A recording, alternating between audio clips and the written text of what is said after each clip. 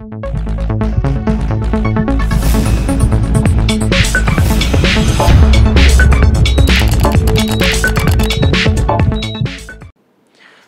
నమస్కారం. ఈ ఎపిసోడ్లో మనం డయాబెటీస్ అండ్ డ్రైవింగ్ గురించి కాసేపు చర్చించుకుందాం. ఇవాళ రోజుల్లో కారు లేనటువంటి వాళ్ళు చాలా తక్కువ మంది. కారు లేకపోయినా కనీసం మోటార్ బైక్ అయినా సరే చాలామందికి ఉంటుంది. అట్లానే చాలామందిలో మనం డయాబెటీస్ని కూడా చూస్తూ ఉన్నాం. కాబట్టి ఈ డయాబెటీస్ ఉన్నటువంటి వాళ్ళు డ్రైవింగ్ చేస్తున్నట్లయితే కార్ కానీ మోటార్ బైక్ కానీ ఎలాంటి జాగ్రత్తలు తీసుకోవాలి అనేటువంటి విషయం మీద ఇవాళ చర్చించుకుందాం. ముందుగా అసలు మనం ఏ దేశంలో ఉంటున్నాం, ఆ దేశంలో ఆ వెహికల్ రెగ్యులేషన్ డిపార్ట్మెంట్ ఏదైతే ఉందో వాళ్ళ యొక్క రూల్స్ అండ్ రెగ్యులేషన్స్ ఎలా ఉన్నాయి అనే విషయాన్ని పరిగణలోకి తీసుకుని మాత్రమే డ్రైవింగ్ సీట్లో కూర్చోవాల్సి ఉంటుంది. లేనట్లయితే చట్టపరంగా ఆ యొక్క డ్రైవింగ్ చేసేటువంటి వ్యక్తి రకరకాలైనటువంటి ఇబ్బందులు ఎదుర్కోవాల్సి వస్తుంది. దీన్ని పక్కన పెడితే ఇక వైద్యపరంగా ఆరోగ్యపరంగా ఎలాంటి జాగ్రత్తలు తీసుకోవాలంటే, ముందు ఈ యొక్క డయాబెటీస్ ఉండి డ్రైవింగ్ చేసేటువంటి వ్యక్తి కొన్ని సందర్భాల్లో ఎట్టి పరిస్థితుల్లో డ్రైవింగ్ చేయకూడదు. ఆ సందర్భాలు ఏంటంటే, ఒకటి హైపోగ్లైసిమిక్ అన్అవేర్నెస్ ఉన్నటువంటి వాళ్ళు. హైపోగ్లైసిమిక్ అన్అవేర్నెస్ అంటే ఏంటి అంటే, ఒకవేళ బ్లడ్ షుగర్ లెవెల్స్ ఉండాల్సిన దానికన్నా తక్కువ అయిపోయినా, అంటే లో షుగర్ అయినా కూడా వాళ్ళకి ఎట్లాంటి సిమ్టమ్స్ సైన్స్ అంటే లక్షణాలు కనుక ఉండనట్లయితే అటువంటి వాళ్ళు ఎట్టి పరిస్థితుల్లో డ్రైవింగ్ చేయకూడదు. ఎందుకంటే అట్లా కనుక డ్రైవింగ్ చేసినట్లయితే వాళ్ళు ఏం చేస్తున్నారో వాళ్ళకి తెలియదు. కాబట్టి వాళ్ళు యాక్సిడెంట్ చేసేటువంటి ఆస్కారం ఎక్కువగా ఉంటుంది. తద్వారా వాళ్ళ ప్రాణాలకి, రోడ్ల మీద ఉండేటువంటి మిగతా వెహికల్ డ్రైవర్స్ లేదా పాదచారులు ఎవరైతే ఉన్నారో వాళ్ళ ప్రాణాలకి ముప్పు కలిగేటువంటి ఆస్కారం ఉంటుంది. కాబట్టి ఈ యొక్క హైపోగ్లైసిమిక్ అన్అవేర్నెస్ ఉన్నటువంటి వాళ్ళు ఎట్టి పరిస్థితుల్లో డ్రైవింగ్ చేయకూడదు. రెండో గమనిక ఏంటంటే, కంటి చూపు గనక కళ్ళద్దాలు పెట్టుకున్నా కూడా సాధారణ స్థాయికి దగ్గరగా గనక లేనట్లయితే వాళ్ళు కూడా ఎట్టి పరిస్థితుల్లో డ్రైవింగ్ చేయకూడదు. మూడో రకమైనటువంటి వ్యక్తులు ఎవరెవరు డ్రైవ్ చేయకూడదంటే, ఈ యొక్క కాళ్ళు సరిగ్గా పనిచేయకపోవటం కానీ, లేదా కాళ్ళ యొక్క స్పర్శ సరిగ్గా లేకపోవటం మూలాన కానీ, అంటే డయాబెటిక్ న్యూరోపతి కానీ, స్ట్రోక్ లాంటి సమస్యల వల్ల కానీ కాళ్ళకు గనక సమస్యలు కనుక ఉన్నట్లయితే వాళ్ళు కూడా డ్రైవింగ్ చేయకూడదు. ఇవి కాకుండా ఇంకొన్ని తరగతుల వ్యక్తులు కూడా డ్రైవింగ్ చేయకూడదు. మీకు కనుక ఎలాంటి సందేహం ఉన్నా మీ యొక్క డాక్టర్ గారిని అడిగినట్లయితే వాళ్ళు ఈ యొక్క సమస్య గురించి, ఈ యొక్క ప్రశ్న గురించి సందేహ నివృత్తి చేయగలుగుతారు. ఇక డ్రైవింగ్ చేసే ముందు మధుమేహం ఉన్నటువంటి వాళ్ళు, అంటే డయాబెటిక్స్, ఎలాంటి జాగ్రత్తలు తీసుకోవాలి అనేటువంటి విషయం గురించి కాసేపు చర్చించుకుందాం. ముందుగా డ్రైవింగ్ చేయబోయే ముందు డ్రైవింగ్ చేసేటువంటి వ్యక్తి వాళ్ళ యొక్క బ్లడ్ షుగర్ని గ్లూకోమీటర్ ద్వారా చెక్ చేసుకోవాలి. ఆ యొక్క బ్లడ్ షుగర్ లెవెల్ కనీసం 90 మిల్లీగ్రామ్స్ పర్ డెసిలీటర్ లేదా అంతకన్నా ఎక్కువగా ఉండేట్టు చూసుకోవాలి. అట్లానే మితిమీరినటువంటి కాన్ఫిడెన్స్, అంటే ఓవర్ కాన్ఫిడెన్స్ అని ఏదైతే చెప్తామో అట్లా పోకుండా లాంగ్ డ్రైవ్స్లో కనుక వెళ్తున్నట్లయితే ప్రతి 2 గంటలకి ఒకసారి వెహికల్ని ఆపుకొని సేఫ్ ఏరియాలో వాళ్ళ యొక్క బ్లడ్ షుగర్ని చెక్ చేసుకోవాల్సి ఉంటుంది.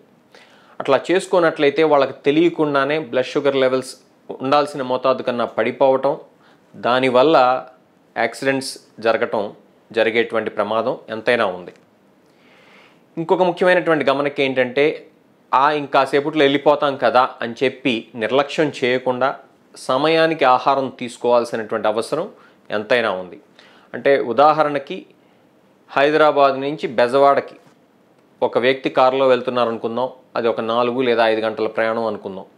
అట్లాంటప్పుడు ఈ ప్రయాణం చేయబోయే ముందు వాళ్ళ యొక్క బ్లడ్ షుగర్ లెవెల్స్ చెక్ చేసుకుని, ఈ యొక్క బ్లడ్ షుగర్ లెవెల్స్ సరిగ్గా ఉన్నాయా లేదా, అంటే 90 కన్నా ఎక్కువగా ఉన్నాయా లేదా అని చెప్పి నిర్ధారించుకున్నాక మాత్రమే ఈ యొక్క డ్రైవింగ్ సీట్లో ఆ వ్యక్తి కూర్చోవాలి.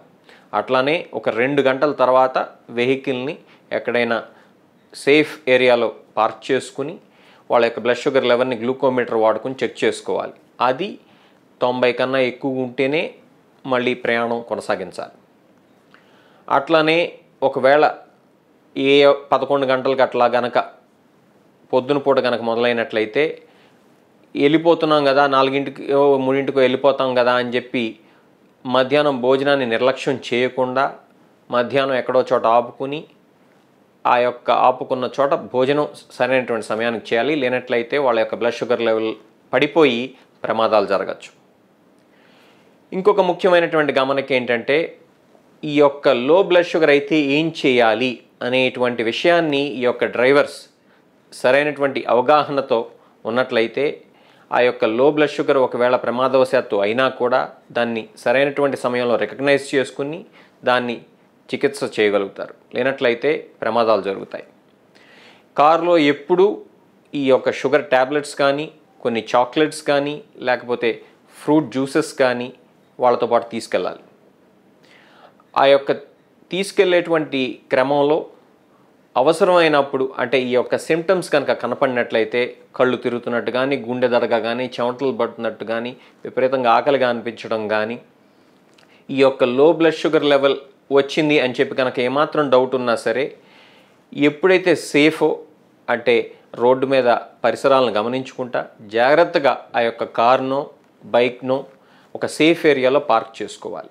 చేసుకుని ఆ ఇగ్నిషన్ని ఆపేసి అంటే కీని ఇగ్నిషన్ నుంచి తీసేసి వీళ్ళు వాళ్ళ యొక్క గ్లూకోమీటర్ను వాడుకుని బ్లడ్ షుగర్ని చెక్ చేసుకోవాలి.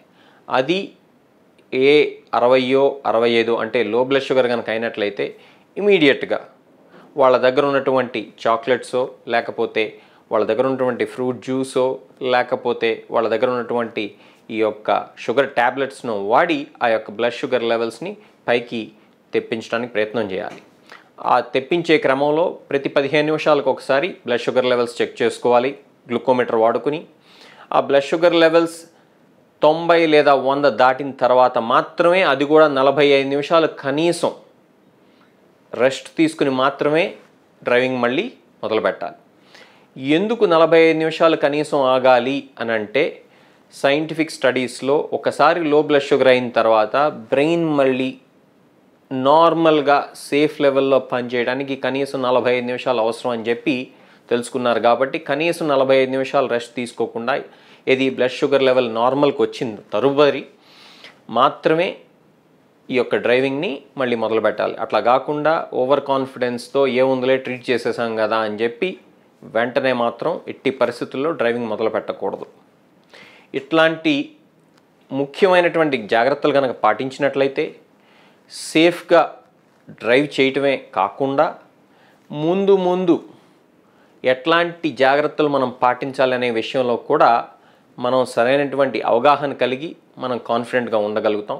లేనట్లయితే దురదృష్టవశాత్తు మన ప్రాణాలతో పాటు ఈ మన యొక్క తోటి ప్రయాణికుల ప్రాణాలు అట్లానే రోడ్ల మీద ఉన్నటువంటి ఇతరత్ర ప్రయాణికుల ప్రాణాలకు కూడా ముప్పు వచ్చేటువంటి ఆస్కారం ఎంతైనా ఉంది.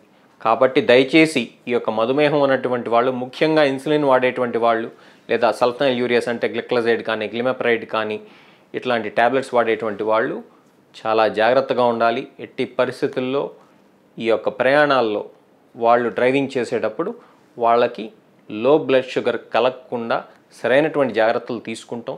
అట్లానే ఒకవేళ లో షుగర్ అయినట్లయితే సరైనటువంటి విధంగా చికిత్స చేసుకుని జాగ్రత్తగా ప్రయాణం చేసుకున్నట్లయితే మనం గమ్యాన్ని ఎట్లాంటి ప్రమాదాలు లేకుండా చేరగలుగుతాం. Thank you.